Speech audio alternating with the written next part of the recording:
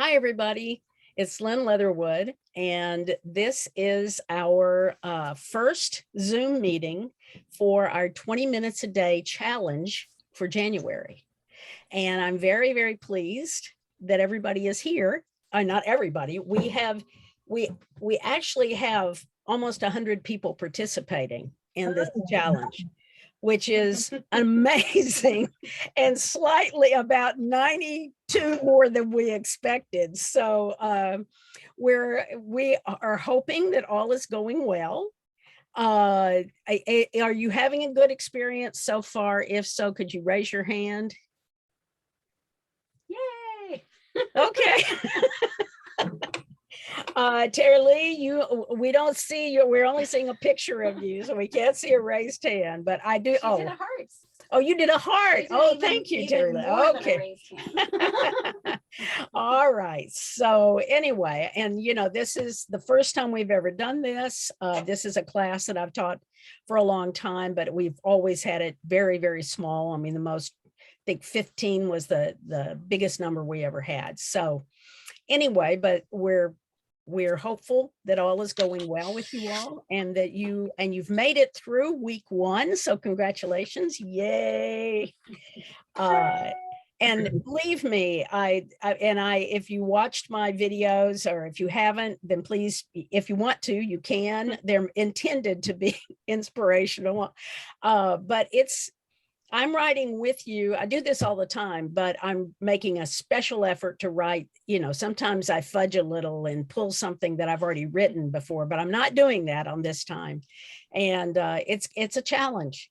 It is a challenge to do it every day and to come up with something, even remotely interesting to write about. That's always the challenge for me, is what am I going to write about today? Anyway, but today what I want to do, because our time is going to be tight, is that I for those of you who have pieces to read, I really, really want to for you to have the opportunity to share those. Okay. Because I think that's half the fun of this. And when we have our class, where it's the smaller number, that's what we do every week. We actually write during class, and then everybody reads immediately after. No pressure whatsoever. So this is much less pressure than that would be. Okay. So anyway, but we are going to be strict about the time limit, which is, what is it, Liz? 3 minutes. 3 minutes max, and Liz will be timing you. Can I say, sorry, I'm just gonna say one thing. I'm sitting right next to my mom. I'm over here, but so my voice is gonna come through her little screen. By the way, I'm Liz, and my mom is Len, so you might be able to see the resemblance, but I'm the person sending all the emails. One thing I was going to say is that you are welcome to comment only nice things, please, along in the chat box. So we probably aren't going to do anything where we open it up for people to chat after, just so that we can get as many people as we can. But feel free to use the chat box and chat away. Oh, so that's a good idea. Okay. And just to clarify, the reading, if that's one of the 20-minute pieces that we wrote? Yes. Okay. One of the 20-minute pieces that you wrote. Yes, that's what we want you to read. And what? You don't have to. No, I pulled something else, but do what? I pulled another piece. I didn't pull one of the 20-minute pieces I wrote, but I can get it. Well, it's okay, Barbara. We're not that. We're pretty loose around here. So if you want to read another piece, as long as it's within the 3-minute period, go for it. We don't mind. Okay. So just do what works. Okay. Carol can't find the link. Okay. I'll send it to her again. All right. Okay. So, and then shall we just, let's just do it by whoever wants to go first. Who would like to go first? Okay. All right. Now everybody's putting a hand up. Can you give me a last name? Sorry. Blatter. Blatter. Let's go. Barbara Potter. Now, what I recommend is that everybody else put yourself on mute so that we don't get any background noises. I will do the same. I just see your phone because I don't Okay. have her email address. All right. Oh, yeah, there it is. Okay. All And- right. Are you going to be able to time too? In a minute, if you. We're just trying to get someone in who's having trouble getting in. Okay. So Okay. just give us 1 second. Okay. And I'm just trying to think if there are, you know, I want to be careful because I could easily get us off topic really quickly. Like, well, what are some of the things that you're having trouble with? I don't, that's a bad thing for us to do, right? Okay, we're not going to do that right now. Okay, Liz has got me on a very tight leash over here. Oh, Okay, so Barbara, you're going to Okay. go first, and you ready? I'm ready. She is ready, so you go You'll ahead. hear a duck quack when your time's up. And I want to say that this was a 20-minute writing, Okay. 15 and then 5 edit. Okay. Perfect. Okay. Okay. Okay. All right. When our adult children gather for family celebrations, the conversation eventually turns to who is the favorite child. They always say it's Andy, the youngest, the one who attended a private kindergarten and was homeschooled by me for almost 2 years.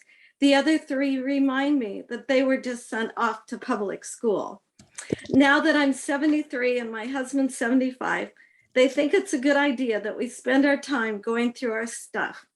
They want us to sort and throw away things in boxes that are in the garage, the attic, and the house. Throughout our 47 years of marriage, we have spent considerable time shopping and traveling. We feel as though we have everything, too much. If we could do life over, we wouldn't have purchased so many unnecessary things. This past December, the kids encouraged us to go through our more than 30 boxes of Christmas decorations and get rid of most of them. Our middle child, Benny, came over one day to help us get down the boxes of ornaments from the attic. We told him we were going to go through all the boxes and clean them out, but we just didn't know what to keep. I was concerned that the kids might want some of the decorations that meant a lot to them as children. Ben said, "Mom and Dad, I don't want you to spend the rest of your life going through all of your stuff. I want you to enjoy it, do your crafting, classes, and travel. Don't worry about this stuff. When you and Dad are gone, we will go through everything and then hire someone to finish up. Please don't waste your time. Ben is our favorite child."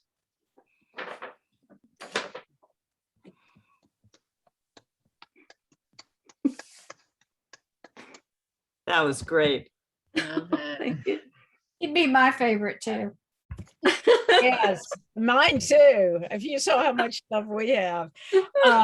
Yeah, that was quite charming and nicely done in that 20-minute time. Very, very good.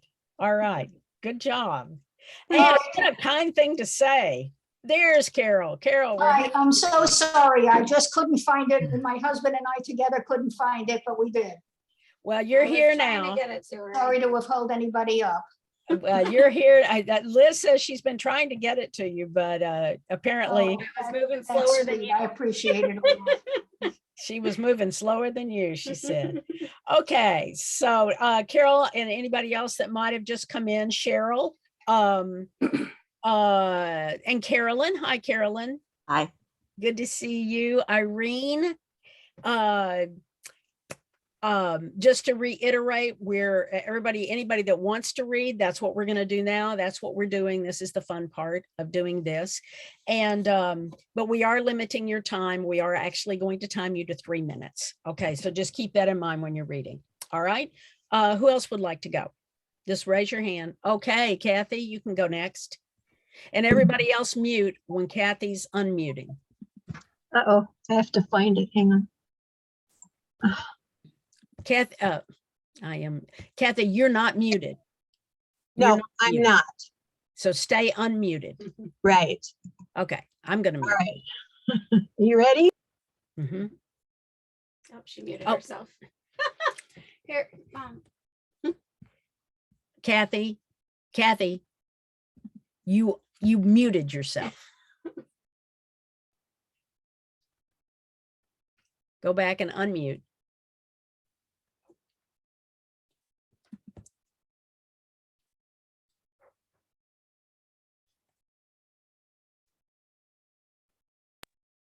There you go. Now you're unmuted. Don't touch anything. I didn't. I didn't before. I'm afraid to move. Okay, there you go. Okay, I wrote this a while ago and then updated it a few days ago. So it's called Procrastination. It won't surprise any of the people closest to me to hear how much I still miss my best friend / sister from the 1970s through the end of that century. My confession today, though, is just how much. I try not to think about her or talk about her, but every now and then in our professional world, she and I still cross paths and it all floods back. So many years ago now, but our friendship, our sisterhood was so easy, so equal. I always felt as important to her as she was to me. Though she and I had off and on problems, all friendships do, the wonderful thing we had for so long was daily contact, someone to check in with or be checked on by. I've never found that again. I know it was partly our age and that stage of our life way back then, our living proximity, including together for a while, and all of our common problems acted like friendship glue, especially ex-husbands and money and new loves and single momming and only child, etc. These things simply insisted on and required daily updates. I couldn't tell you now what happened or why or even my part in it, but the sisterhood ended in my memory now rather abruptly. I've never come close to replacing that connection. I've made a few gentle gestures toward her over the years, and her response has always been gracious, but brief and singular. And my biggest secret is just how often I imagine grand gestures followed by a grand reunion and much more congruent for our early years as friends and sisters than it is now. I play out these scenes in my head a couple times a year, or anytime I drive to my city's downtown because I pass within just a half a block of her house. This last couple of pandemic years, I'm contemplating my life and mortality like the rest of us. And on top of that ongoing threat, I've had several non-COVID related deaths close to me. So I know I'm not alone in any of that. None of the normal life losses simply screeched to a halt just because of this stupid virus. They just kept on happening. But it's created a whopper of an existential crisis for many and a profound sense of panic. We better hurry up. There are so many things I just can't put off or wait around for any longer. Things I have to act on now if I'm ever going to. I have to decide about selling my house. I have to get my dream camper. I have to really tell my people in my life how lucky I've been to have them. And I decided finally, I absolutely have to reach out to my old best friend's sister. So in the throes of that emotion, I drove toward the street that passes her house. As I got close, I pulled over into a parking lot and sat for 10 minutes, thinking, getting grounded, psyching myself up. It was grand gesture time, dramatic, I know. But hey, contemplating your remaining days is dramatic. I rehearsed my speech, making sure I was loving and hopeful and unconditional. And knowing it was an extreme long shot that she was even home, I drove to her house. Can you guys see me? Yes? Hello? Is anybody? Yes, we can all Okay. see you. All right, this is what I found. And there's a picture on here, but I'm gonna have to show it to you on my phone. I drove to her house and this is what I found. Can you see that? No. Has it been? No? I think it's demolished. Is the house gone? The house is completely demolished and the bulldozer is still flattening the land. Oh. I have no idea what this means, where she is, or even if she's alive, but hard lesson learned again. Procrastination is a risky effing game. Amen, sister. Amen. That's it. That's a very touching piece, Kathy. That's Thank very you. touching. And it's also, it's a lesson for all of us to just do it. Bite It the is. bullet and do it. It is, and I have to say, my beloved sister best friend Lenore is in this group of people. There she is waving. She knows this whole story. She's heard it before, but I love you, Lenore. I'm glad you're here. Well, I'm glad you're here too, Lenore. Yeah, thank you for sharing that, Kathy. That was really, really, really touching and thought-provoking as well. Good, thank you. Thank you. All right, Barbara has her hand up. Barbara, you have your hand up. Or where is Barbara? Barbara Bros. Right here. I'm looking at She's one that she moved up to the. Oh, front. there you are, Barbara. Okay, I now see you. Okay, all right. Are you ready? Yes, ma'am. All right, go right ahead. Okay, excuse me. This is entitled Connectedness Disconnected. Recently received from an acquaintance. So I got your text emails and I can see our 12 exchanges, but I haven't heard from you in the last 5 minutes. Are you okay? Really? Now, I will freely admit that I'm a techno dinosaur. Hello, my name is Barbara and I am a techno dinosaur. It regularly shocks folks when I inform them that I still use a flip phone. And I do my main work on a Windows PC, not on the phone or laptop or an iPad that I don't possess, or whatever else is out there that I haven't investigated yet. But lately, a friend of mine, who's a computer genius and techno whiz, has decided his current mission in life is to drag me into the techno age and is adamant in his pursuit of my education and advancement. Case in point, he recently tried to hook me up with a client of his who needs a personal assistant.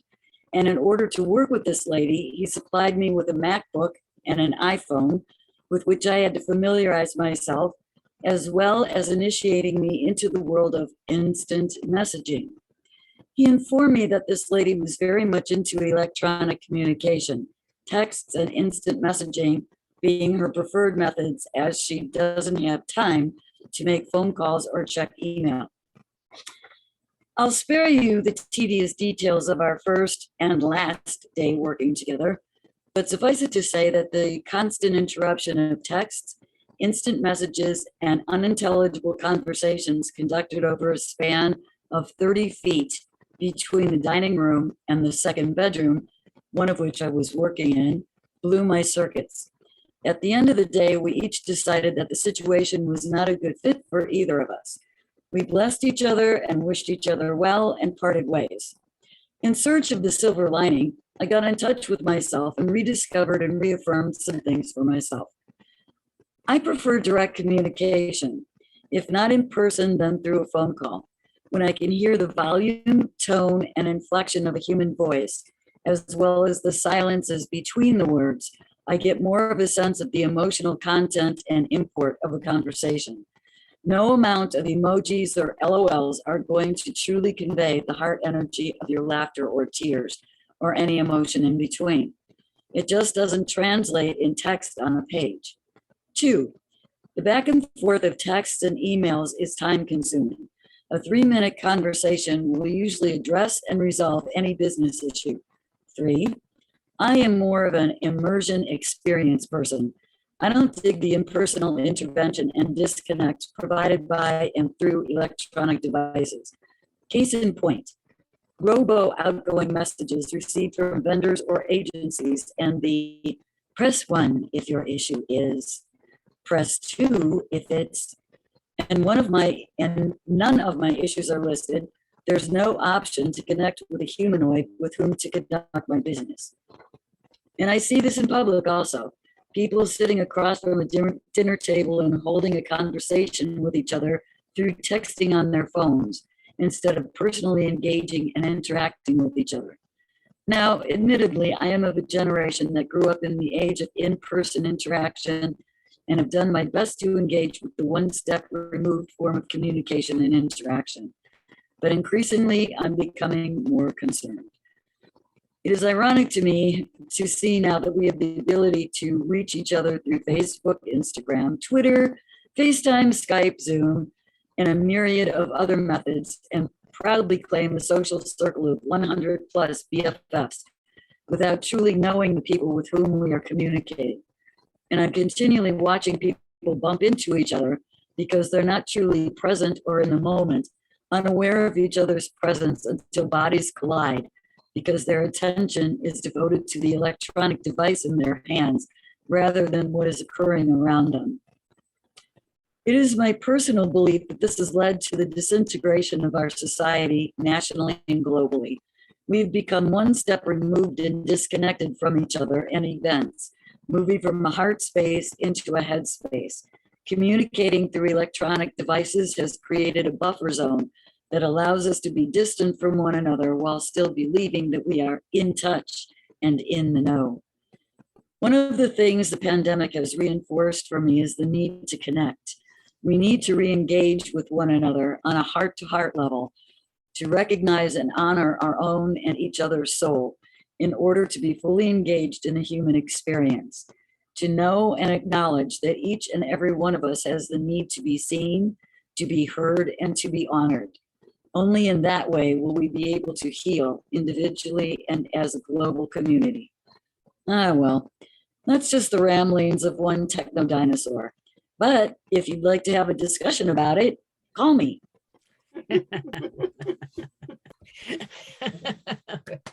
All right. Thank you. Thank you. We let the last two, I do want to say, we've let you go a little longer than our 3 minutes because it was hard to, I didn't want right in the middle of yours about technology to say, okay, it's over. Sorry. That's okay. That's okay. But I think your points are well taken, and it's part of the, somebody's got their timer going there. And it is part of where we have a big disconnect. You never want to have a fight, let's just say, on texting. It's a bad idea. I think we all know that. It's a bad idea. Because just as you said, you can't hear the pauses or see the expressions. Creates a lot of problems. Thank you for sharing. Oh, looks like Thanks. Carol is ready to go. Carol? I just had a question, not to volunteer yet. I must be either very retarded or in 20 minutes, I don't think, I don't know how long these, we're supposed to set the clock for 20 minutes. Have I gotten confused? Because these sound like much longer than what one could write in 20 minutes. So I want to clarify that with you. Well, one of the things that Barbara told us in advance, and we gave her special permission, was that she had written this not during the 20-minute thing. Well, that's kind of what I figured, but I wanted to make sure. Yeah. And I think that Kathy, who I happen to know because, and you do too, Kathy's been in her 20 minutes a day. Kathy must type, I don't know, 150 words a minute because I've seen her I've seen her in a 20-minute time write a very large amount, but I do know that you had been working on that one as well. But anyway, so don't worry about that because we have the whole range from very short to a little bit longer, and hopefully we have plenty of time for everybody. So that's our goal. Okay. All right. Who else?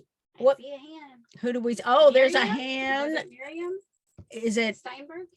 No, it's Marianne, right? Miriam. Oh, Miriam, you were right. Okay, well, the hearing aids are maybe needed to plug in a little better there. Okay, Miriam, you can go next. All right. I had a really hard time deciding which one to choose, but here you go. I'm writing a memoir. It is the sequel to my first memoir. I sometimes question why I'm writing it. I wrote the first one because it was a calling. I started writing it while I was still living what I was writing about. I didn't know what the ending would be, but maybe somewhere I knew that regardless of what path I chose, the journey I was writing about was finite. The initial ending of the book was written well before the book and the journey were over. It was an open-ended, cautiously hopeful ending, one that encompassed both all my fears and insecurities, as well as my optimism and stubbornness. By the time I finished writing the book, the journey had come to an end and I had to change the ending of the book. The purpose for writing the book never changed, though. The advocacy work and taboo-busting nature of the book kept me strong while I struggled with hard memories and devastating events. As I sit down to write the sequel, I wonder, what is the purpose of the book? There is plenty in it that is important to share and will hopefully help countless people who are going through similar things that I did. But I wonder if I'm ready to write it. The events in the book happened 3 or 4 years ago. I technically have distance from it in a way that I definitely did not have in the first book. And yet I am often overwhelmed by the project, assailed by PTSD, and stunned into still fingers over the keyboard. So what is the purpose of the book? Is it to heal myself? Is it to heal others? Is it to teach? Is it to break down yet more silences surrounding my topic? Is it just a project to keep myself busy? Because since writing the first one, I question whether I'm really that writer or whether I have imposed on myself this mythical sense of duty to keep on writing and sharing my story. Should I just make it a damn good story and let go of the full truth of the events? It's a graphic novel memoir, so that makes it easier to do so. But then my children will be reading this as their story. I owe my children the truth of their origin story. They've seen the photos of their lives in utero and in the NICU. They've looked at the images of my first book as they listen to me narrate my whole fertility journey to them. They're 3 years old. Who knows what they understand? I do know that they were in the hospital for a long time. I know that it was so hard for me to finally have a viable pregnancy and maintain that pregnancy. I know that they both worked hard to survive and that they were meant to be here earthside with me. I owe them the truth. I will write the book for them.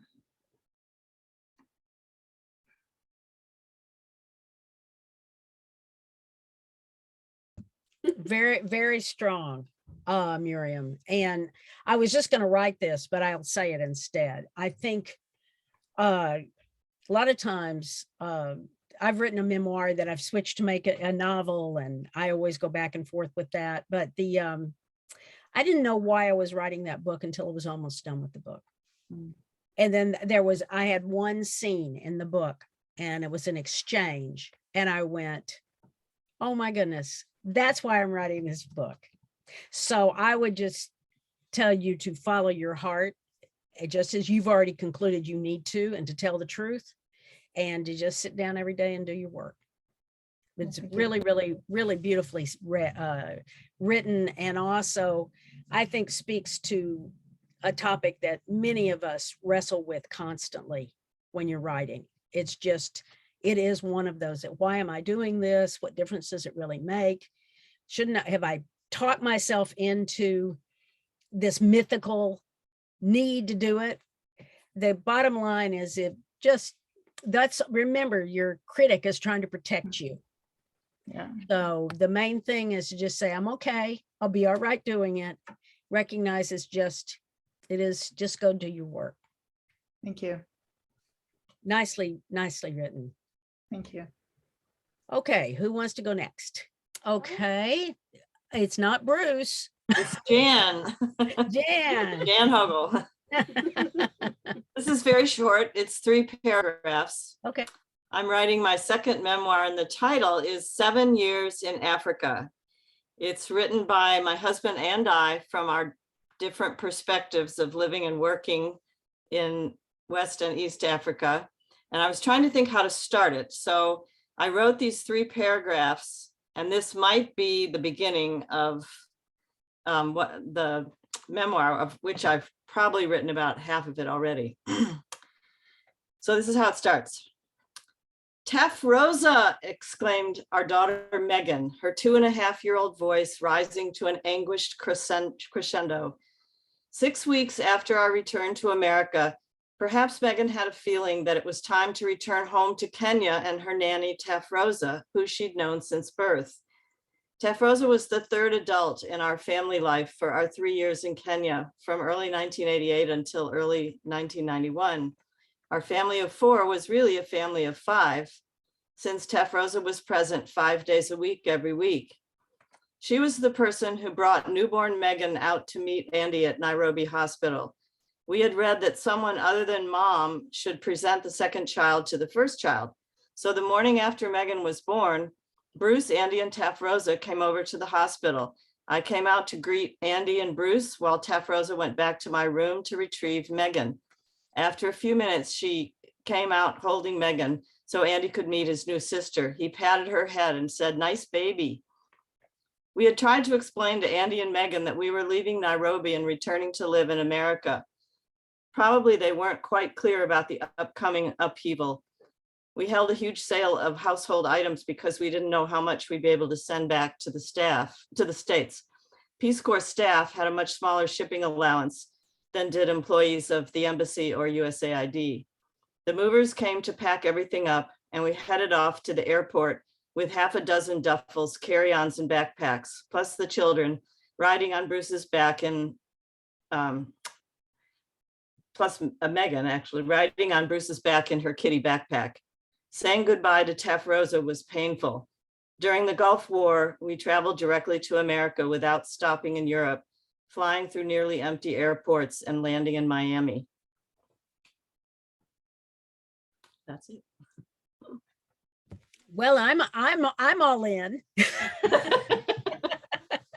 I think that's a really good beginning for your memoir. I really do. I mean, and you'd answered so many things just in the passing, you know, it's sort of like, well, why are they there? Are they missionaries? I immediately thought you might be missionaries. And then you said the Peace Corps. So that got answered. And I saw several people nodding at that point. And that the whole idea, you know, of this person who was so critical to your family, this third adult, that's very interesting all in itself. Just the whole, I was actually really pulled in. So Thank you. Good job. Good job. I would love to read that book. Lots to explore there. Looks like Susan Corbin has her hand up. Susan Corbin, are you ready? Have to unmute. Yes, ready. All right. Okay, I wrote this on January 7th, so not too long ago. Hudson is introduced to the family. Having my daughter and her family live with us while they were waiting for Hudson to be born was a dream for me. It was more like a nightmare to my husband, John. He is an introvert, and since he retired, he'd gotten used to having the house to himself during the day. Adding 2 adults and 2 toddlers to the mix was a rude shift. He told me that he felt like he was living in a hotel because the only peace he got was to retreat to our bedroom and close the door.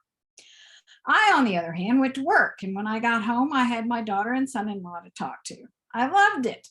When Hudson was born, I'd get home and take him off Becky's hands. I changed him into his pajamas and rocked him to sleep. I so thoroughly enjoyed that. The day Hudson was born, May 15th, 2012. He'll be 10 in May. My, how time flies.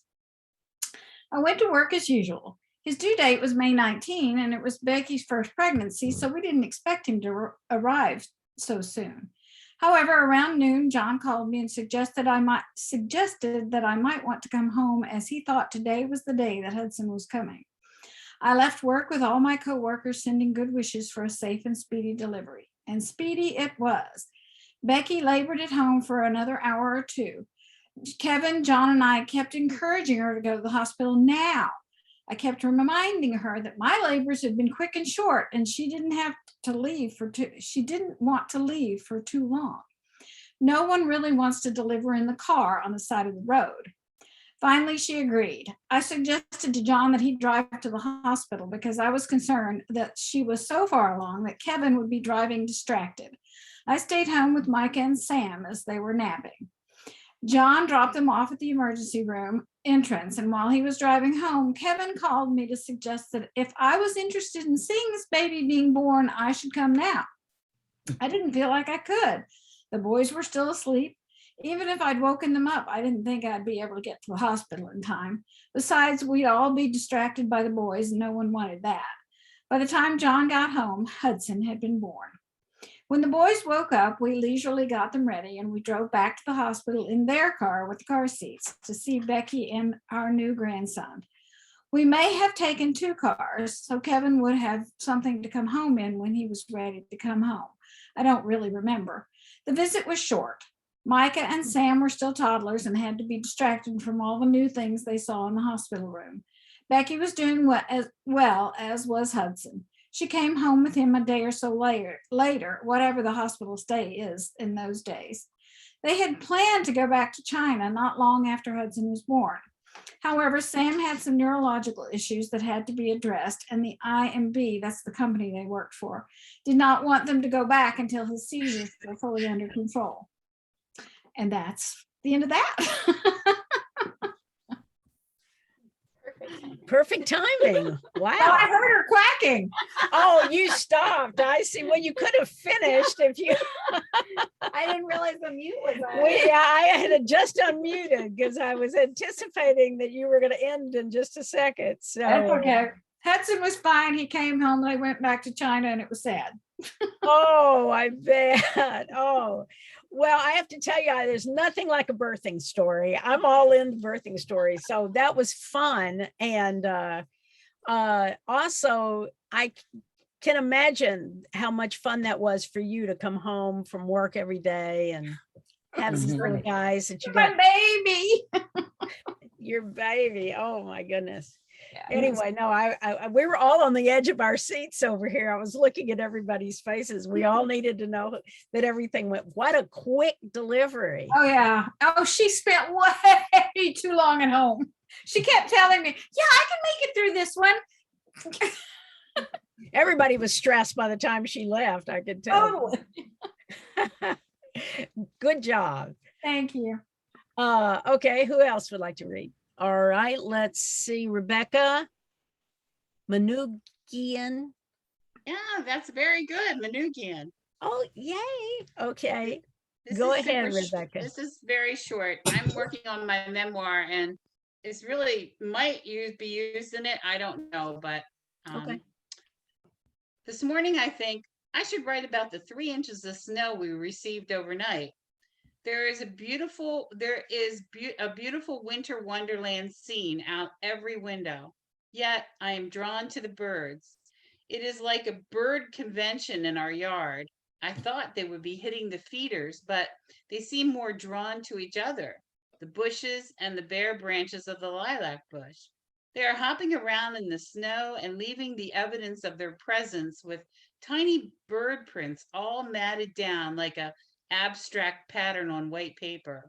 I wonder, is the birds' experience like us meeting friends for coffee at a local diner?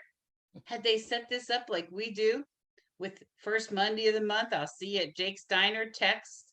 Did they pre-plan their gathering, alerting everyone with special chirps? I'll see you at the first snowfall. I think I'll take some of the cranberry muffins I just baked out for them. Then I'll pause and listen for their lively conversation. Oh, that was charming. That was Yeah. that was really, and I love the idea of, I mean, the abstract of their little feet, and how what a wonderful visual that was. And then the whole thing of, I mean, really going deeper with the birds. Very interesting. That's a very good writing technique that I often forget to do. And when I read it, it's arresting because you took time to really, you did the see, smell, taste, touch, feel kind of, you really got into the senses of the birds. And then the reader is able to do that as well by you talking about that. And then you have your humor too of, is this like the first Monday? Meet you down at the, I mean, that was quite charming. Thank you. Thank you very much. Who else would like to go? All right, Carolyn Folan, I see you. You need to unmute, Carolyn. Yes, here I go. Thank you. We went looking for monarch butterflies today. The sun was shining and the ocean was hosting it with blinding fierceness. It was a day to be out feeling the slightly cool breeze and watching 2- and 4-legged critters enjoying it. The Monterey News has been reporting that the monarchs are back. The last few years have seen a severe decline in these migratory insects. The area's nature advocates have been telling us about their dwindling numbers and how to increase those with growing plants like milkweed in our yards and to help them in their journey. We drove to a state park where we were able to tramp around under evergreen and eucalyptus trees in search of them. We found a few, but not large clusters we had hoped for. But along the way, we encountered runners, moms with infants in strollers, and people roaming as we were doing. When we approached the cliffs leading down to the shore, we saw dozens of people and their dogs in the sandy beach beneath us. Dogs of all sizes romped in the surf and sand, fetching sticks and balls, racing with their fellow canine friends and bounding toward the two-legged companions. The water rolled white and foamy against the sand, and we could gaze out where blue met blue in the horizon. We found a lighthouse that was now a surfing museum, where a nice lady with a well-groomed standard poodle agreed to take a picture of the three of us backed by the ocean and a low-hanging but strong winter sun. The afternoon had yielded few monarchs, but a fine tramp in the wet grasses and mud in the park. "Thanks for the afternoon of getting our shoes dirty," one of our group exclaimed. Getting your shoes dirty means you had a great time. Very nice. Very nice. I honestly, I had a couple of thoughts on that. Your use of action verbs was excellent. And I would really recommend, it's like, you know, they were tromping and you were, I mean, I can't even think of all of them right now, but racing, and you had with the dogs, you had lots of action verbs, and which will enliven prose no matter what. It adds, it gives it energy, and yours definitely had that sense of energy about it. The other part is that your descriptions were quite beautiful. The blue meets blue, the low hangings. I don't know if it was the low hanging sun. I mean, it was lovely, really beautiful. The well-groomed standard poodle. I mean, it was funny because you had these funny little moments of, it's like, and it's, but it instantly, you know what that looks like. So it really worked very nicely. Beautiful writing. Thank you. Thank you. Okay, who else? All right, Janice. There you go. Your turn. I've been using my 20 minutes a day to revise and expand an essay that I worked on previously. So I'll just read the first couple of pages maybe of that. Magic City. When you see the F word, say freak or freaking. For the N word, say Negro. Students nodded and flipped through their copies of the books I just passed out. I might have bought them with unspent classroom funds, a rare event during my 8 years teaching science and English courses to pregnant and parenting teen girls. It's more likely I bought the set of books myself. That's how little funding the district provided.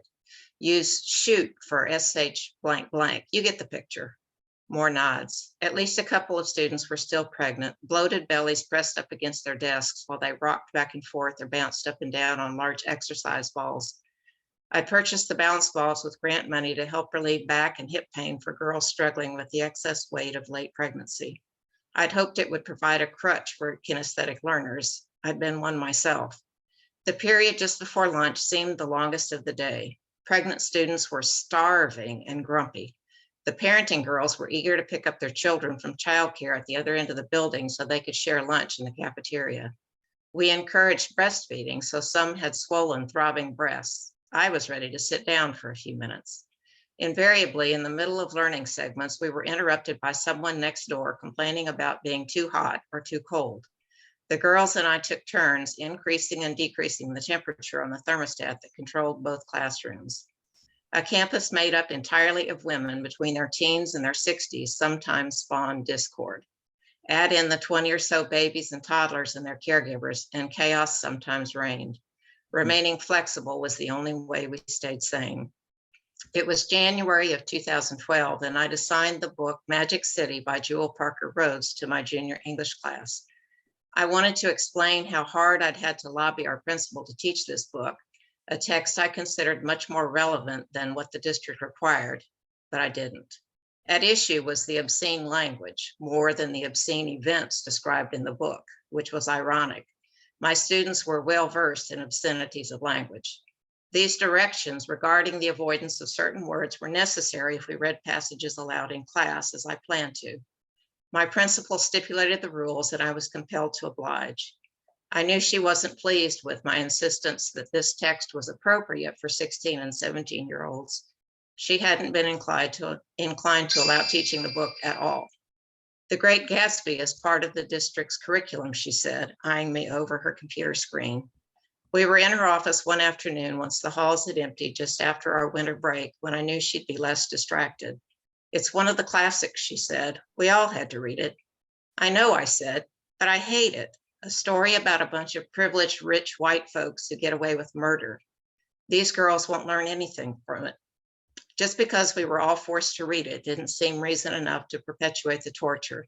And just because the book I wanted to teach included liberal use of racial slurs and a smattering of F-bombs didn't seem reason enough to exclude it. The Great Gatsby is great literature, she said. I shook my head dismissively, but what does it teach? Granted, Fitzgerald's writing exemplifies period literature, but the shallow characters and the message, I grimaced. The principal sighed. Tell me about this book. She glanced at the back jacket of Magic City and scanned a few pages while I made my case. I'll stop there. That was really good, Janice.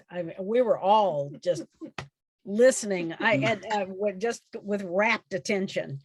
And I think a lot of it is because you're describing, first of all, you're describing a world that I don't know. I'm not that familiar with the pregnant teenager group at school. And kudos for you for being there and doing that. And that's awesome. And I loved your that whole Great Gatsby argument was, and Liz was over here laughing when you were reading. Exactly. And I happen to actually like the Great Gatsby, but at the same time, I think your argument was extremely well put and true. So nicely done. I can't wait to read the rest of that essay. Thank you. I had one thought, Janice. Yes. You don't live in Texas, do you? Yes, I do. Oh my God, But- you know what's going on now. It's nuts. Yeah. But this That would- incident was in Oklahoma. I lived in Oklahoma at the time. Probably Well, the same. Oklahoma makes Texas look progressive. Really? And I say Yes. that Absolutely. because I grew up on the right on the border of Texas and Oklahoma. So Oh, and I have a really? home- Exactly. still have Yeah. a home there. So I do know a little bit about that area. But Horrible. good for you. And the writing is, I love that you very specific details about the tummies rubbing against the desk, the whole thing about the temperature changing, and the 60-year-olds and the 16-year-olds and all female. I mean, there's a lot of humor in it too, which really adds a lot to it. Yeah, you have to laugh sometimes to keep from. Gotta laugh. No, but kudos to you. I mean, Thank you. that's really wonderful. That's gives the world an opportunity to know more about that place and that situation, Right. those young women. So good job. Thank you. Okay, who's next? All right, okay. It's Linda Cox. You ready, Linda? You need to unmute. I'm meeting. There you Okay, go. well, I'm like somebody else, you said, I can write a lot in 20 minutes. Once I get going, so I've It's shortened this. a true, little Linda. bit. I remember Actually- this about you. And actually, Barbara, who's in my group, will know, I wrote so much and I get into so much detail that this is just part 1 of 3. But anyway, I'll read this first And part. I have to say, I think you actually make Kathy look like she doesn't type very fast in comparison. Well, and I don't know if you saw the thing I wrote for this Story Circle Network Journal that quotes you, that I talk about that hard to start, but then once you start, it's hard to stop. You Hard just, to stop, your exactly. fingers start flying. So Yeah, anyway, okay. I hope this isn't, I wanted to wait till the end because it might be a little long and I've actually shortened it for this. Okay, well, we'll give you a little extra, but not too much. Okay, well, yes, just 1 page and it's not really edited, but here it is. Okay. This morning I did another volunteer job for Austin Jews for Refugees. We are helping new Afghani families arriving in Austin and have taken on monumental tasks. Previously, I helped set up an apartment for a newlywed family. I've delivered hot meals, delivered groceries from HEB. Others do airport pickups, help put together furniture, and all kinds of other jobs. Much of this volunteerism is being created and organized as we go along. The agency in charge of the refugees, Refugee Services of Texas, is understaffed and underfunded and completely overwhelmed with the hundreds of Afghans arriving, sometimes almost daily, and many have large families. Most recently, I volunteered to be part of a new program for pregnant moms. Quite a few of the women are pregnant and they need transportation to their OB appointments at People's Community Clinic. So Wednesday was the first day I signed up to take one woman from the residential hotels to the clinic. I knocked on the door and the whole family came out, several children of various agencies and several adults, none of whom spoke English. One woman went up the hall to the rest of the family's room. I think the men and women in this family were staying separately. One young man came back and he spoke a little English, very little, and through hand gestures, pointing to her pregnant belly and saying doctor a lot, I was able to convey what was happening. I'm not even sure they knew about this appointment previously. She had another baby in her arms who was less than a year old, and I could see she was planning on bringing the baby. So I had to indicate to the man who spoke a bit of English that she could not bring the baby. She finally passed him to another woman. Then down we went. I gave the mom a mask I found in my car. The young man prepared to get in the car in the back seat. He said he was her son, but I thought that couldn't be right as he was at least an older teen, and here she had babies and was pregnant. Another man who translated a bit was able to convey that she did not speak Pashto, which is one of the main languages in Afghanistan, but spoke another dialect and he needed to translate for her. I called the woman who was my contact and she said, no, that couldn't happen. I realized later that she thought I was talking about a child when I said son. But Fatima, which is what her name was, and I began driving the few miles to the clinic. She was dressed in traditional Afghan clothing, beautiful beaded loose long dress with a head covering. She sat in the car looking straight ahead. Every once in a while, I pointed something out to her, knowing she wouldn't understand a word, but at least I was engaging her. At one point, it occurred to me how terrified she must be in a strange new land, strange new customs, does not speak the language, totally dependent on others to provide for her, expecting a baby. Who knows what kind of obstetric care she had previously received. Of course, she sat stiffly and only looked straight out. My heart went out to her. And then we arrived at the clinic, and then it was very complicated, as Barbara knows, and there's two other parts to it, but it was quite an experience accompanying this woman. Wow, it sounds like it. It sounds like it. And I love all the details. I do love the details. They are interesting. And I especially love the scene when she's in the car and you describe what she's wearing and it was beautiful and beaded, and all of a sudden I could see her. I hadn't been able to really visualize her till that moment. And then that whole, from there on, when you're imagining, you're trying to engage her, even though she can't understand you, but I'm sure she could tell by your tone that you were being kind.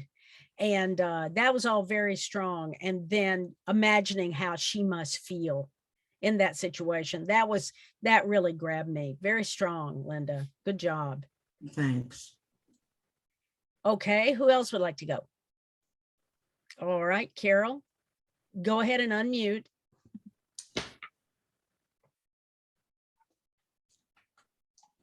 Okay. Yep, there you go. Okay. 1, last night was scary. Out of nowhere, I had chills. I was shaking and my teeth were chattering. I couldn't get warm enough, even though I had a soft, cozy beige heating blanket over me while watching TV. Then a while later, I was dripping with sweat. What came to my mind? COVID. My husband and I have been very careful about our comings and goings. Most recently, we participated in an event at our synagogue indoors and a dental visit, of course, indoors. I became fearful. My husband took my temperature. At first, I had fever, then I didn't. I've questioned the accuracy of the thermometer. It's one he put up to my forehead and got an immediate readout. I slept for many hours. I think I'm okay. Okay, today, we're trying to find a place where I can obtain a COVID test. 2, it's getting harder to go anywhere for fear of increasing cases of COVID, mostly of the Omicron viral variety. It feels like we are constantly in a state of anxiety, deciding whether to or not to participate in any event if it is being held indoors. Our social life is done to the negative number -1. Yes, I talk to my friends on the phone, exchange messages on email. Sometimes we Zoom for group activities like writing, like book club, like synagogue classes. I'm thinking of the Muppets. Someone is managing their hair, hands, their faces, and speaking for them. COVID is that manager. What we don't do is for fear of getting sick. 3, in a few days, I will learn whether I was accepted to a writing program from Lilith Magazine. Many women have applied. I think they will only take 6 to 10 women. I'm ready for rejection. A defeat? I tell myself I won't be chosen. After all, why me? There are so many talented women. Then I say to myself that I have as good chance as any other applicant. I try to avoid negative thinking. I try to avoid feelings of unworthiness. I try to avoid remembering rejections in the past. Keep the past in the past. 4, I hope to spend time this weekend on Skype, sharing time with our precious granddaughter, Zoe. Last weekend, she showed us Luna, their black and white furry Labradoodle's new toys, her bed, her food bowl, how she commands Luna to sit and stay. I smile seeing the companionship between Zoe and Luna. Very nice. Very nice. Nice to hear your writing again, Carol. Oh, thank you, Lynn. It's so fun. I mean, actually, I'm just having it's such a treat to see everybody, because many of you have been in my classes before, and it's just, Right. and we, you know, I get really bonded to you guys when I'm reading everything you write for 30 days. Lynn, if So you would, it's- right, if you would allow me, I just did a very small piece of dialogue between Luna and Zoe at the suggestion of one of my groupies. Luna, we have to hurry and go home. We can't stay and play in the grass in our backyard any longer. Oh, you look sad. I can see you want to stay out here, but Luna, we're getting soaked. I don't have an umbrella to protect us from the rain. Look at your coat, your fur is dripping. Now you're shaking and shivering. I'm picking you up and bringing you into the house to dry you off and get you warmed up. Stop squirming. I don't want to drop you. And as I recall, Zoe is 8. 8.5 for going on about 15. Right. Well, I just mentioned something that may apply for others. Our granddaughter now is 2 weeks having to stay at home. This is Montgomery County, Maryland. I guess they're testing out what to do about whether to have kids in school or not. And I feel so badly for the kids. Yeah. You know, this kind of back forth, and the other kids that I really feel worried are those that have learning problems. Yeah. Because they're certainly in much more disadvantaged places than I would imagine kids that, you know, can pretty well handle the schoolwork, keep up. Yeah, it's a tough time. It is absolutely a tough time, and I'm glad you feel better today. That's pretty scary. And that's, I liked your use of, you know, your soft, cozy blanket. You had electric blanket. You had a nice description of that Labradoodle, and you know, just the whole. And Liz and I both laughed when you said our social life is down to negative numbers -1. So your humor is coming through even when you're talking about tough times. So thank you. Thank you for that. Okay, who else would like to read? All right, Mary. Oh, hi, Mary Reeves. Hi, I apologize for being late. Gosh, had an important job interview in person. So here we go. And this is on a completely more somber note. And I don't think there's any humor infused, but I just opened my journal to it. So here we go. All right, that's all right. Okay, that's my disclaimer. December 27th, plane ride number 1 of 2, about to land in Big D, then wait till 10:45 p.m. flight to Albuquerque, then the long drive home. Oi. Do I dive into a report of how Christmas in Texas went so well, which it really did, Or do I clear the mental clutter and the deeper disturbance about the state of human existence and our rapid destruction of life on Earth as it was intended to be? And not the destruction, but anyway, the waste I witnessed, the rote and meaningless prayers, the dogs in their backyards barking alone, the overflowing trash cans at the curb, tossing things the poor could use, the unconscious carnivorous consumption of mammals, no thanks given for their lives, the perfectly mild sunny afternoons with cars lined up and down the streets of suburbia with no signs of life, aside from unhappy dogs barking behind the popsicle fences, the Christmas figurines slowly deflated on chem lawns where I dare not tread, the rash on my face and the stinging needle sensations all over my body from toxic detergent sheets, the way my mother bosses me around, disrespecting my space, the fear of Keith's demise and feeling him pulling on my energy, this being in positions of where I'm gagged in silence because there are growing parties who are, oh, well, blah, blah, blah. Let's skip that. That's about the X. What happened to the human race? What happened to the basic civility of my country? As this plane lands now, my questions are left in the air. Ice cream jitters, Wayne says when he sees my legs moving rapidly. My ears hurt from the mask straps. I pray we're not a part of super spreading this killer virus. The world has changed. There's no going back to normal. Normal does not exist. I don't know for sure, but I think greed made it too late to turn this ship around. I'm sorry. We watch with the signs all around us. I think we may be doomed, but maybe, just maybe, it's a good thing at mighty high prices of precious loss of life, species disappearing, pandemic sweeping the planet, climate change disasters. WTF, wake the F up. And Mary, speak the F up. And then I have a end with a little drawing to cheer things up again. New year. How's that to cheer you right up? There you go. There you go. Well, Mary, I think you are describing what so many of us feel. And we go back and forth with it. It's kind of these waves of, I think it's getting better and then it's not. And then, it's been a tough while, and the civility of our country been pretty tested. And there's just a lot going on. I really thought the part about the suburbs and about the dogs being left outside to bark, very strong. And in some ways, that is a really wonderful symbol of kind of how I think many of us feel. We're kind of in the backyard, kind of barking. It's like, help us. But that's a beautiful symbol. And I am very,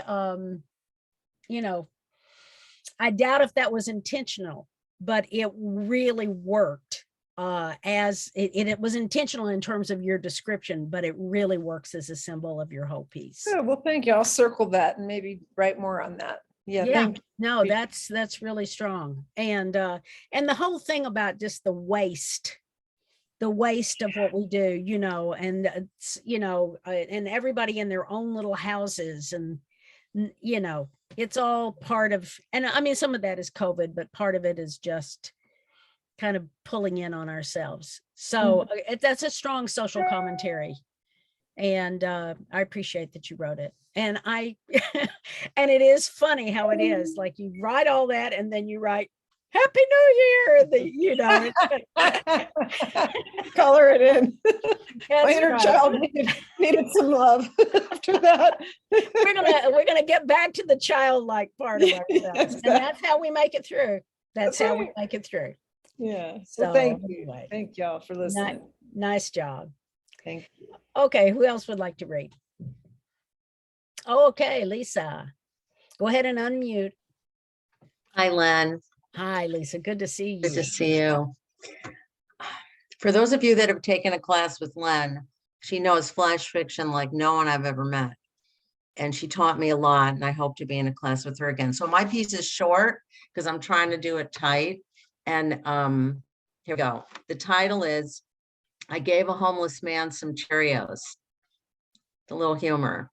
I woke up in a funk about my world and the world at large. As the day proceeds, my mood shifts. I think about gratitude and the importance of giving to others whose lives are much harder than mine. There's a small sidewalk island that I drive by when I go to the neighborhood grocery store. There are a variety of homeless people that take turns waiting on that island, which is only wide enough to fit their own 2 feet. I always notice who is there when I'm driving in, and sometimes contemplate what I will give them on my way out. Once I tossed one of my face masks out the window to give to someone, thinking these homeless folks will have better luck getting goods if their face is covered during COVID. On this particular day, I had a box of maple nut Cheerios unopened on my front seat. I had bought it a few days earlier thinking it was multi-grain Cheerios. Guess I saw the M was whizzing through the grocery store so fast I read multi-grain instead of maple. In any case, when I saw the homeless man today on the sidewalk island, I decided I'd gift him those Cheerios on my way out. I put the Cheerios in a bag, tied the bag, waited until the light turned green. As I was driving by where he was, while masked, I opened the window of my car, tossed the bag towards where he was standing. One day I hope to hand it to someone without a mask, without tossing, without speeding by. I watched him reach down to get the bag, which we will untie to get the goods. I hope he likes maple nut Cheerios. Very nice. Very nice. I love that. I love it. And it's totally succinct. You have the whole story. You have, you know, you're talking about this difficulty that we're all, you know, that we all face. We see the people who are homeless, and it's how do I do this and how do I help? And the idea of having to toss them something because of COVID seems even worse. But then again, if you don't do anything, that's not good. So you're wrestling with all of that all at the same time. But the visuals are really, really strong. Nice job. Thank Nice you. job. Kathy's gonna go get some Cheerios. Good. Kathy, you go get some Cheerios. That's actually a really good thing to do though, because it's contained and not too big, and people can eat them right out of the package. You know, I read an article, and we probably all have, that we're all very well-meaning, but we often give people who are homeless things that they simply cannot use, you know, without a heat or without a can opener. So that's a perfect gift. And I was just so crabby that morning, and I was intentionally like, I got to do something for somebody else. And it really made a difference. That's a good idea too. I mean, made a difference, man. I mean, yeah, no, I mean, going, okay, let me get out of myself here. I'm miserable. Let me go do something. Let me just go toss some Cheerios. Exactly. Okay, that's yes. Do unto others. That's what we need to do. Get out there. Okay. Thank you for sharing. Okay, who else would like to read? Oh, come on. I know they are. I'm not going to call names, although I'm desperately wanting to. There are a few people out there who have not read. Are you sure that you don't want to read? I told them they didn't have to. So don't have to be Okay. a bully. I know I'm not going to be a bully. My daughter's telling me not to bully. It's not bullying. It's more like encouraging. Because I've actually read at least one person's thing who's sitting there, and I know it would be charming to share, but I'm not going to pressure anybody. Okay, I'm going to read you something I wrote, except I have to find my phone. Oh, it's down here. Oh, sorry. So let's see if I can find it quickly.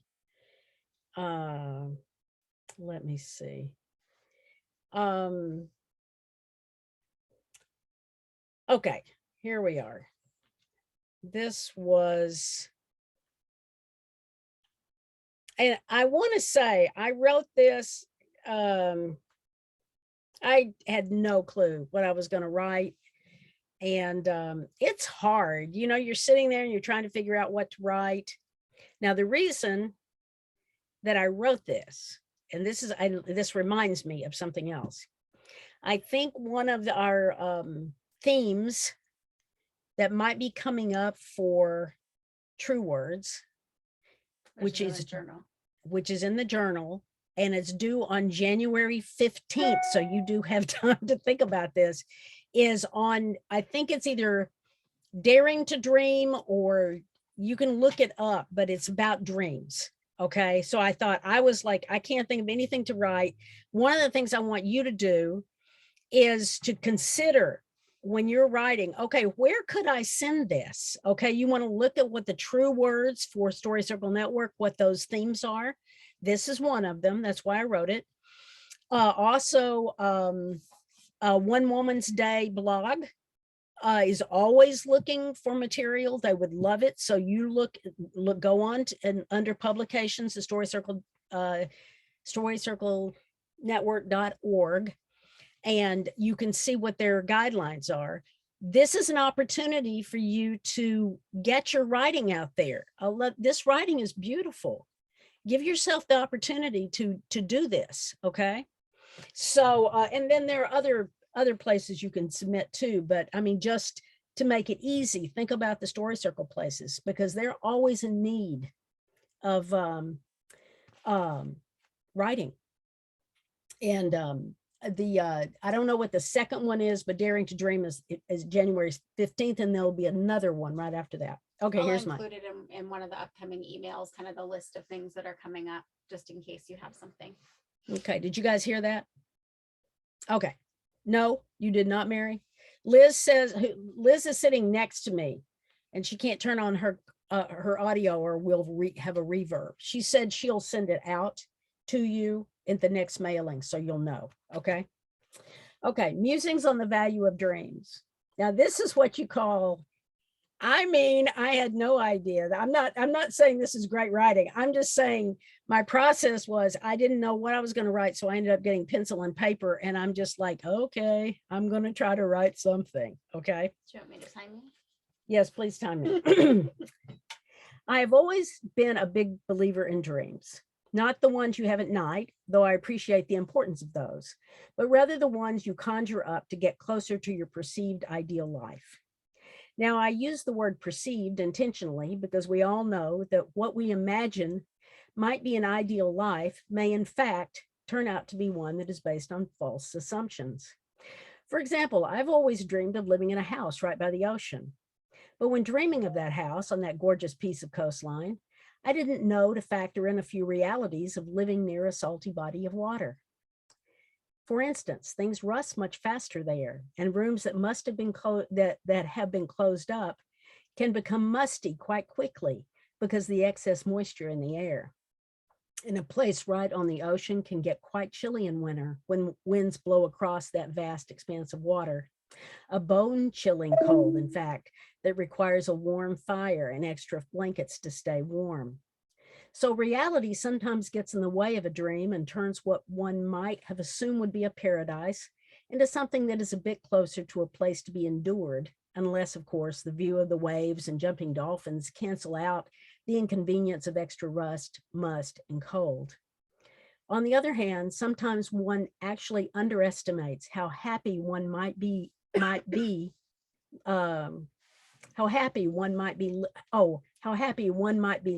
in a dreamed of place. For example, when I dreamed of moving to Los Angeles, I had never imagined there would be so many flowers. But regardless of the realities that come with dreams, bad or good, I still am a big believer in the value of dreams. The opportunity to imagine oneself living in a different place, or doing work one loves, or sharing a life with a special someone, or visiting people or places that have always had or places that have always had a pull. How else can we stretch and grow and try new things? And how else can we discover what we know and don't know, what we factored in and what we haven't, what we really feel and really don't feel, or want or like or aspire to? And what of dreams that don't come true? Not getting that aspired for school or home or profession or loved one? What if all of our dreams seem as if they've been gathered up and tossed into a cauldron over a fire and boiled away before our eyes? Disappointment? Yes. Discouragement? A bit. Self-pity? A hint. But a few positive things can also be there. Nobody can take away the fact that we dared to dream, that we allowed ourselves the freedom to look beyond where we were and thought of what might be. Also, nobody can fault us for wanting to push ourselves a bit, to think of what might suit us better in this world, knowing that it's a unique suiting since we're all individuals. And though those particular dreams may die, there's no keeping us from making new ones, perhaps more modest ones that truly will not die. The dream to walk outside and savor the day, or take the time to look closely at a flower, or to appreciate the utter devotion of one's dog. These are attainable dreams, and ones we don't ever have to sacrifice or watch go up in a cauldron's mist. And if in fact we get into the habit of dreaming big and small, it could be argued that we live life a bit more optimistically than those who call dreams a waste of time. We might also almost accidentally take the few steps needed to advance that dream forward, and we might wake up one day living a life that may not be exactly what that initial dream was, but a fairly close approximation. And for those dreams, big, small, or in between, one has the right to take a deep breath and acknowledge that something good, different, and positive has happened. And for that very simple reason, one can feel ever so slightly proud. So, it could be argued that's slightly long-winded, but You did go a little over time. I but did it go was like over 30 seconds over. 30 seconds over. But it's it's an interesting thing when you're doing this writing. I don't think of, I love to write flash fiction. I love to write flash memoir, and flash, for those of you who don't know, is 1,200 words or less. I work all the time with people writing essays, but I don't usually think of myself as an essayist. And if I were editing that essay and not having to send it off that night, it would probably lose about 250 words, and it would be better as a result. But it is such an opportunity, this chance for us to write, because there's this fun of seeing where your mind is going to go, because I didn't have any idea where I was going with that. And I just gave myself permission to go and to make those associations and to just see where it took me. And it was like, oh, okay, well, that's an interesting thought. And I felt okay about it. I mean, it's not, I wouldn't say, oh my goodness, this is my best piece of writing. But what it is it was an opportunity for me to start writing and have no clue where I was going. And there is a lot of opportunity there. And I hope you will all take that chance to do that. You do not have to know where your writing's going to go. And sometimes it won't go anywhere, and you'll go, okay, well, at the end of that time, I didn't get very far. But on the other hand, you're going to discover, if you just if you relax and let yourself do that, that you're going to find all these things inside your brain that you didn't even know that you were thinking about. And, my favorite line in that, and I've dropped my phone, so I can't find it, but it's, unless you don't mind the must and the rust and the, of living near the, you get to see the waves and the dolphins. And I got such a kick out of that must and rust, because I had said it was musty and rusty. That was worth it. Oh, yeah. Right there. That was worth it just to write, just for that particular line. That made me very happy. So when you're writing, and, every day that you're writing, just, don't put a lot of pressure on yourself. You may have one line that you love. You may end up having one word you love. And that's okay. You don't have to have every time it's not going to be some masterpiece. And in some days it's going to be a train wreck. And it will be. You know, I wrote a piece last night and I was in a group and I had to read it at the end and they all kind of just stared at me. And I was like, yeah, well, okay, that one didn't work very well. And that's okay. That's okay, you know, because what you're doing is that you're exercising your muscles. And sometimes the associations are going to come and sometimes you're going to have this brilliant moment and sometimes it's just going to not be there. But that doesn't mean that actually the piece that I wrote last night, I think I will tackle that and rewrite it. And I think I know what's wrong with it. They gave me some good clues. Yeah, Carol, did you have a comment? Yeah, no, I was going to comment that I could imagine something like what you wrote as part of perhaps an anthology about giving people permission to dream and taking it in different places, because I said to myself, wow, yeah, really. Sometimes we think these dreams, I mean, this is crazy. Who thinks they're going to be a banker in the Caribbean, you know, doing whatever? The idea to promote the creativity, the thinking that we often say, oh, that's ridiculous. Mm-hmm. And how many people have reported, I didn't grow up with those kind of parents who said, oh, come on, you can't be a blank, blank, blank. Mm-hmm. And, you know, this kind of writing, I think is very helpful, very enhancing to people who didn't really know that these things could be possible. Yes. Well, And, thank you. You know, Thank you. where you could go and create and maybe get some other editors. I'm just playing with a few ideas. But I think it's very, and it's like you doing the Lilith thing, you know, I mean, everybody needs to just say, you know, why not me? Yeah. Why not Yeah. me? I can at least give it a try. I have nothing well, to you do. know, I'm used to the letters that come. Thank you so much for sharing the writing. But we need to tell you it's not a good fit, but thank you. Yeah, well, I hope guess you what? can You're going to find- have a lot of those as writers. I hope you can find a place where it fits, which is really very nice writing. But there's always that moment of, gee, well, you know, couldn't they have? Well, couldn't this and have there worked? is a moment, I do think, Carol, what happens is a lot of times after you hit, there's a certain momentum you find one editor who likes your work, and That's then right. you're able in your next one to say, oh, I've been published at so-and-so, and before you Right. know it, you have more of an opportunity to be published. So you just have to just keep hanging in there and just sending it. No, I appreciate that.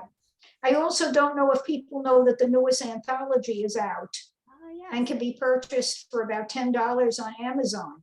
I have a poem in there, and a lot of people that I know from other writing groups have contributed. And it's really a wonderful feeling that so many of us could come together with so much creativity, prose, poetry, Mhm. all No, forms of writing. absolutely. And I thank you for bringing that up. It's a beautiful volume, and with lots and lots of writing from all of you in it, including one from me.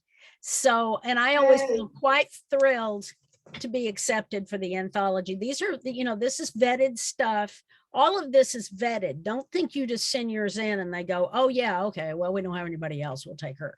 It's not like that. They actually do, they read everything. It's all very, you know, there's a judging process with all of this. It's all taken quite seriously. So thank you for bringing it up. I hope you guys will consider that. Christy, I'm seeing you. You were trying to get into the writing extravaganza. Oh, you know what? I was just like between the 20 minutes and the writing, and then it ended up being in the spam box. I mean, who would have thought?